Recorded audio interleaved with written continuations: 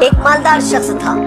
اس نے اپنے بیٹے کو ایک عجیب و غریب وصیت کی کہ بیٹا جب میں مر جاؤں, میرے مرنے کے بعد میرے جو پیروں کے موزے ہیں پھٹے پرانے بوسیدہ, جو میں کئی سال سے یوز کر رہا ہوں, استعمال کر رہا ہوں, میری یہ خواہش ہے کہ مجھے مرنے کے بعد یہی موزے پہنا کر مجھے قبر میں اتارا جائے. وصیت بڑی عجیب تھی لیکن باپ کی تھی. بہرحال ایک دن ایسا آیا کہ باپ کا انتقال ہو گیا. غسل کفن دفن کی تیاریاں ہونے لگی. بیٹے نے اپنے باپ کی وصیت لوگوں کے سامنے پیش کی, یعنی بتائی, تو ہنگامہ ہو گیا, ہر کوئی حیرت میں پڑ گیا. لوگوں نے کہا کہ نہیں یہ جائز نہیں ہے, یہ جائز نہیں ہے. مرد تو یعنی 2 کپڑوں کے ساتھ قبر میں دفن کیا جاتا ہے, اس کے علاوہ کوئی چیز اس میں ڈالی نہیں جاتی, تو یہ نہیں ہو سکتا. بہرحال بیٹا تو اپنے باپ کی وصیت کو لے کر اڑا ہوا تھا. اس نے کہا کہ نہیں, میرے باپ کی وصیت ہے تو مجھے موزے پہنا کر ہی باپ کو دفن کرنا ہوگا. لوگوں نے جب بیٹے کی ضد دیکھی, اصرار دیکھا, تو ایک عالم صاحب کو بلایا گیا. تو عالم صاحب نے بھی وہی کہا کہ بھائی نہیں, موزے نہیں پہنا سکتے, یہ جائز نہیں ہے نا. لیکن بیٹا اڑا ہوا تھا. تو کیا کیا گیا کہ بہت سارے عالموں کو یعنی علماء کو جمع کیا گیا شہر کے, اور اس پر ایک میٹنگ رکھی گئی کہ کہیں سے کوئی گنجائش نکل جائے, کہیں سے کوئی راستہ نکل جائے کہ موزے کے ساتھ اس کے باپ کو دفن کیا جائے. بہرحال بہت لمبی چلی میٹنگ, لیکن کوئی نتیجہ نہیں نکلا, کیونکہ کفن کے ساتھ ہی دفن کرنا پڑتا ہے, باقی اور کوئی چیز اس کے ساتھ دفن نہیں کی جا سکتی, کوئی اور چیز پہنایا نہیں جا سکتا.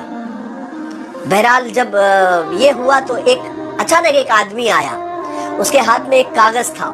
وہ کاغذ اس نے بیٹے کے ہاتھ میں تھمایا اور کہا کہ تمہارے ابا کا دوست ہوں میں, اور تمہارے ابا انتقال کرنے سے پہلے میرے پاس آئے تھے اور یہ کاغذ میرے حوالے کیا تھا اور کہا تھا کہ میرے مرنے کے بعد میرے بیٹے کو یہ بتا دینا.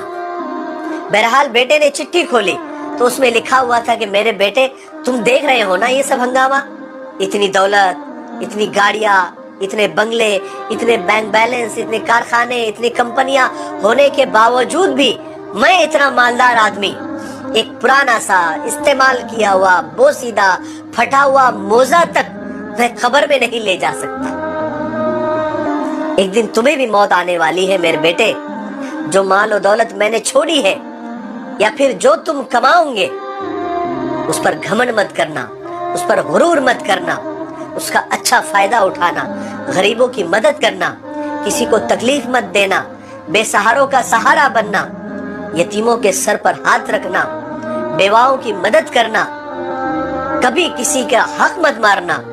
میرے بیٹے آگاہ ہو جاؤ, ہوشیار ہو جاؤ, تمہیں بھی ایک دن موت آنے والی ہے اور کفن کے 2 ہی ٹکڑوں میں تمہیں اس دنیا سے جانا ہے, قبر میں اترنا ہے.